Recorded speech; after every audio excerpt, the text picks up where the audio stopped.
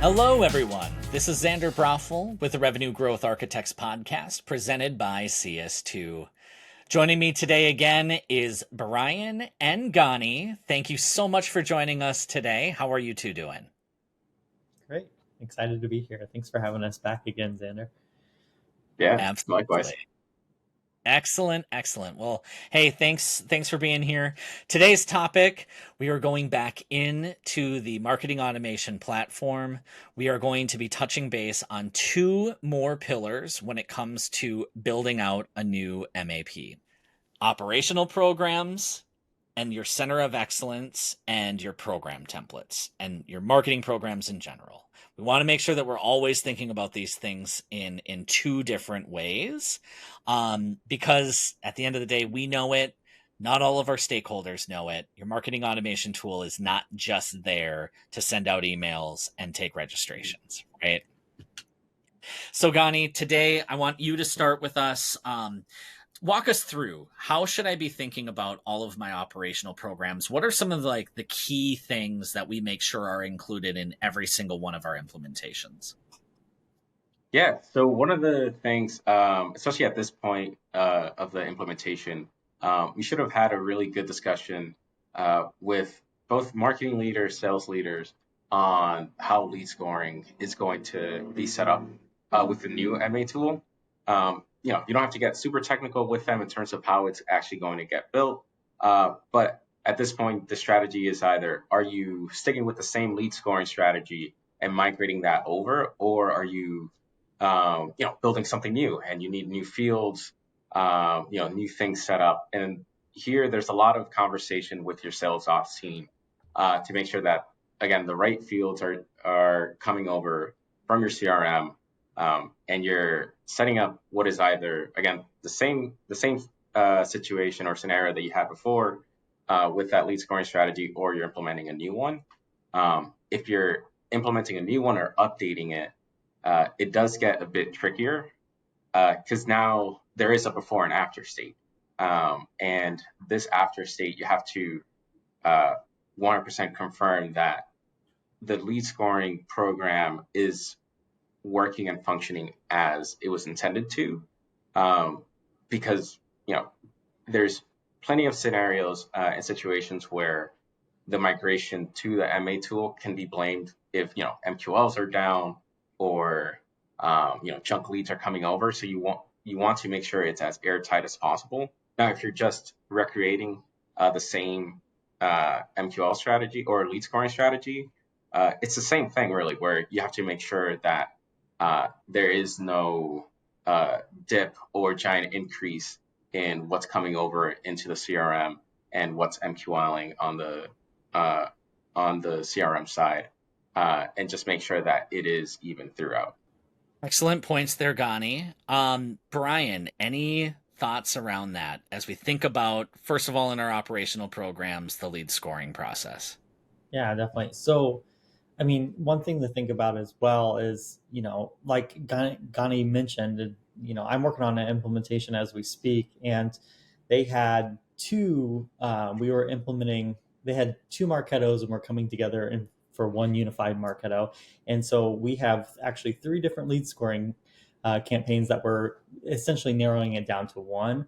So if you're in a case like that where you're bringing multiple lead scoring programs together and coming into one, you got to really think about, like Gany mentioned, what's the scores for all those different lead scoring programs and what you're going to work off of. So what I will like to recommend is exporting all your MQLs and their scores from that scoring system before you migrate to the new one.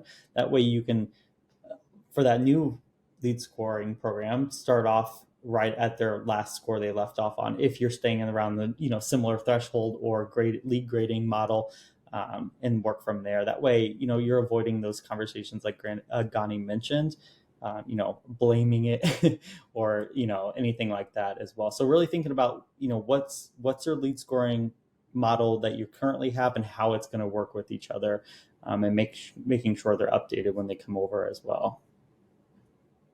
Yeah. Great input there. I mean, it's the thing that we always that we always go back to is when you're launching something, and we'll get into this in the next episode. But when you're launching something, is what is my backfill? How do I make sure that nobody else on the team realizes that we moved to a new marketing automation tool, right? You don't want to just start everything over. It needs to be able to pick up where you left off. And it is a great time that you can think about changing things up, but it's also a time where you may want to just say, let's keep it the same, especially when it comes to something like lead scoring. Like if it's not broken, don't fix it. Keep it the same and iterate on it post-launch. But there's definitely benefits to doing it either way. Gany, after lead scoring, what else should I be thinking about? So you should also be looking at just your life cycle in general. There's a lot of stages and statuses that happen pre-opportunity. So making sure that when a lead comes in, it's stamped with is it known? If you again, you're going to be working in tandem with the lead scoring setup. And life cycle is a huge part of it. So when is someone actually going to MQL? Like what's that threshold, and what system is actually going to be controlling that automation? For certain marketing automation tools, it's easier to set it up within it. You might want to opt to, maybe build out some automation on the CRM side for certain stages, like if it gets to opportunity, where at this point the marketing automation tool doesn't really have much control over the status changes and reading those values. So again, these are conversations that you at least should have already had with your sales ops team, and sales leader and marketing leadership as well, just to make sure that everyone is aligned with some of the overarching details. Again, the operations team is the one that's going to really get into the meat of it and understand just what is firing and what's not. Because just as much as you from a marketing ops standpoint need to know what's going on in Salesforce or the CRM, the sales ops team should understand what's going on within the marketing automation system. That way it's much easier for things to get troubleshooted, and you can identify any issues post migration as well. Yeah, definitely. I kind of feel like we're talking about all of the things that have gone into what we would call an order of ops process. There's two other kind of key pillars of an order of ops process, and not all systems treat it the same way, but anytime that we can build in entrance and exits into these operational programs, the better. So that way we can control when they fire off, right? One of those has to do with lead enrichment and data normalization. Brian, can you speak to me at all? Have you had any setups recently where you've been setting that up within a marketing automation tool as opposed to a CRM? Yeah, definitely. So we actually just recently did this with Ringlead and set it up in Marketo in the master order of ops, where as soon as they came into the system, the first thing we would do is run them through enrichment and then push them through scoring, lifecycle, GDPR, all your other main core operational programs. But that I would say would always be my first thing to do, is enrich that data and then normalize it. You might come in different ways. Say United States is, United States of America, but you needed to say United States. So normalizing that data before it runs through, let's say, lead sourcing or GDPR or any of those other core processes is very important. That way that data is all unified and ready to sync to Salesforce the way that you need it to. Yeah. And that timing is super important, right? Nothing is worse than, we talked about it on the last time, like looking at your sync errors and seeing state values or country values not working. We went into a few options on how to handle that on a previous episode, so definitely something to take a look at. But at the end of the day, you want to make sure that you have clean data that you're processing through. So we've got data enrichment, data normalization, lead scoring. We have the life cycle. Gany, what's the other main main core concept that we need to make sure that we have as a part of our operational programs? Yeah, attribution is probably the one thing that marketing leadership for sure is going to have their eye on. One of the questions that's always going to come up is where are these leads coming from, and also what was their tipping point, what else have they interacted with. Um, Again, these conversations should have already happened, or might still be happening as you're going through the implementation process. But you do need a lot of key decisions laid out, specifically when it comes to UTMs and how you're going to group those, so that you can capture that first lead source value, any lead source details, or even just like the campaign that they came through. Now, in other some more sophisticated attribution processes, you could have the tipping point where you're showing when someone became an MQL. So what was that? What was that lead source? Did it just come through directly, or was it through a paid channel? And same thing with like details and the campaign. Just what was it that pushed them over the edge? And just setting up a lot of those fields in place. So again, you're pretty much just constantly talking with your sales ops team. Like you should never cease conversations with them, because this tool is as much theirs as it is yours.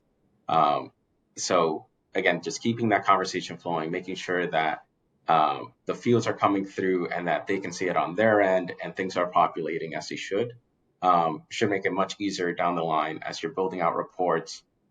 Again, for marketing leadership, for sales leadership, honestly, maybe even for the board, on just how are these channels performing and how are things moving through the pipeline. Yep.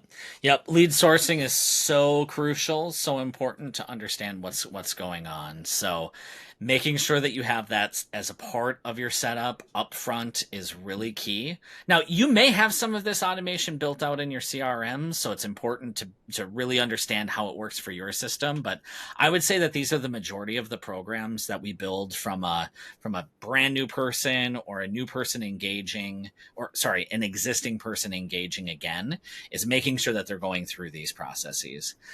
The one piece of the operational programs that is super important that we cannot forget is your preference center, all of your GDPR, CASL, CAN spam, all of the regulations, right? Brian, I think that you recently did a pretty big refactor of someone's preference center and GDPR automation. Any just general guidelines and tips? I know that we've gone into it in detail on previous episodes as well, but anything here that you want to make sure that we are prioritizing?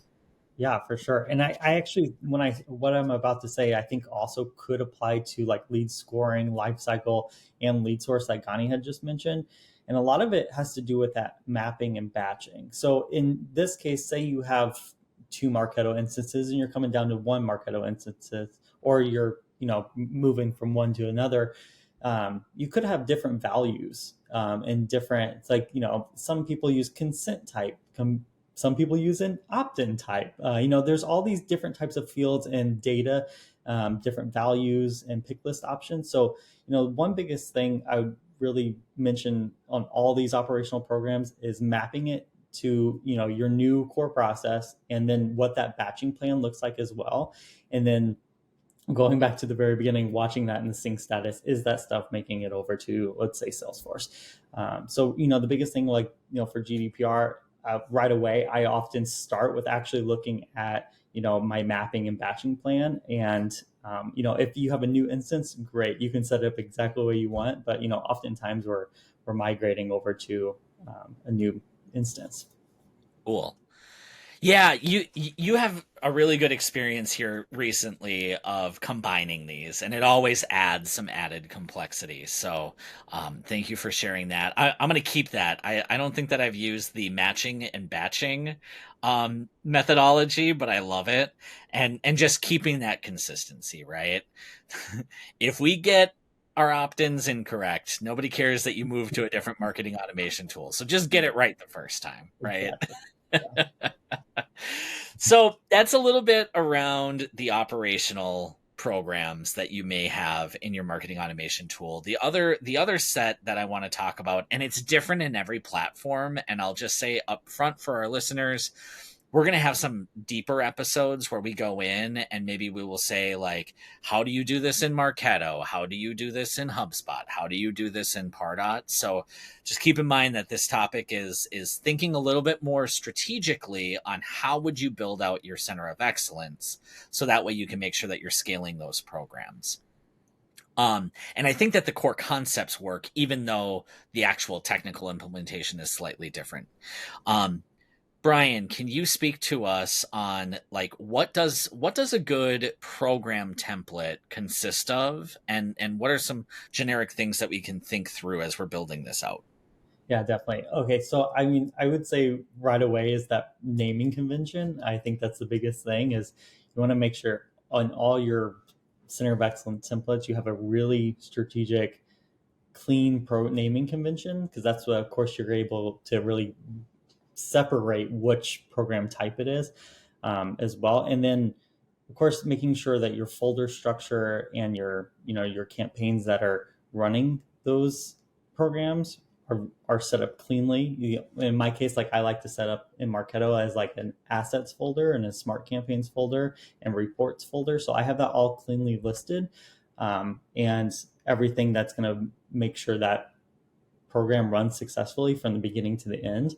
And then I'm able to report on it as well. So, for me, a perfect program template would be having everything I would need to run it from the beginning to end, set up with a really strict naming convention that's really clear and understood. Yeah, definitely. Aligning those programs to your primary activities that you're doing. Of course, there's going to be times where you don't have a program template for a specific type of campaign. Maybe there's something that's very custom, but what we're trying to solve here is like the 80-20 rule, right? Let's make 80% of our business function very smoothly and repeatable, so that way we can spend the majority of our time on the 20% where we need to have more customization and hopefully a larger lift, right? What are some of the major programs that you set up ahead of time, knowing that we need templates in general for these? Definitely. So, of course, we have like an email program. You also have like email blast, webinar. You can have like demo request, or like, or example, like content request or content syndication. It's going to be different, and you have to work with your actual marketing team to understand, like, what are the things that we're going to build out. I've had instances where I have 3 templates. I have had instances where I've had 13 templates, right? And it just kind of depends on what is it that I'm going to have to repeat quite often. And you can do this in multiple ways. Marketo makes it very easy. I think it's one of their benefits is that they have the program structure where you can do all of this. You can solve this with a naming convention and an Excel spreadsheet. And you could say, here's my template on how to create it, and link out to the various like lists and things that you need to create. So there's definitely ways to keep this structure in place, even if it's not inherent into the system. And I highly encourage our listeners to go about doing that. Gany, what can you speak to regarding like landing pages and email templates and all of that goes into this? Yeah, I think for email templates, the one thing that I'm actually, would push for the hardest is, let's say, you're probably coming from like maybe a marketing automation tool where maybe you're just making like one email at a time and it's super time consuming. A lot of these tools now actually have the ability to let you code modular email templates. So think of it as like almost a giant email where you can kind of like remove certain sections, add certain sections, and that's the main template. So that makes it extremely easy for anyone to just go in and change the look of an email without having to actually need like any coding experience. So if you have like again, someone that's really good at coding, or at least like a third party vendor that can code something like this for you, I would highly push for it, just because it's amazing at just like giving you different looks for an email, but also helps it so that you don't need to have like some crazy technical expertise to change how the email will behave. For landing pages, it is, it really depends on how you're going to use the MA tool. Marketo, for example, you can have like landing pages through there. Same thing with HubSpot if you have the CMS version. But if you're using, another CMS tool, then really it's just working with your web team to make sure that it's easy to add a form or change a form to a certain page layout, and use and leverage global forms as much as possible. That way, again, you just want to make it extremely easy to create new landing pages where there's minimal changes outside of just what the asset is, what the copy will be, and the URL and any like metadata that you just need to make sure that your SEO is the best that it can be. From a functionality standpoint, it should just be like Xander was saying, just turnkey and make it so that it's repeatable and efficient for the team to use. Absolutely. So we've established we have a great naming convention. We have templates. We have landing pages that we can scale out within our tool, or we've coordinated with our web team. And then of course we have the emails. So that brings us to the last major component, not the only component, but major component of the marketing activities section, which is your nurture. And we've gone into nurture deeply on the podcast before, but Brian, any recommendations on setting up your nurture, especially in a new instance? Yeah, definitely.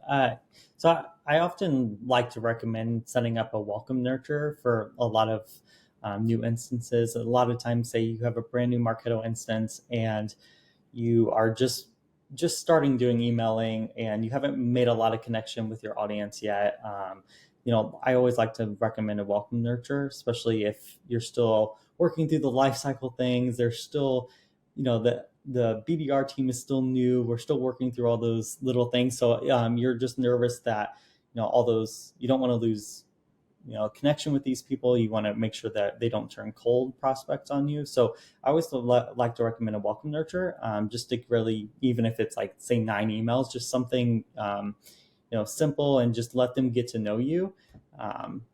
And in that also can really kind of go back to what Gany mentioned earlier about like say IP warming as well. That could also essentially help. But something like that, just to really get your audience engaged and learn about you. I always like to recommend just a simple welcome nurture right away.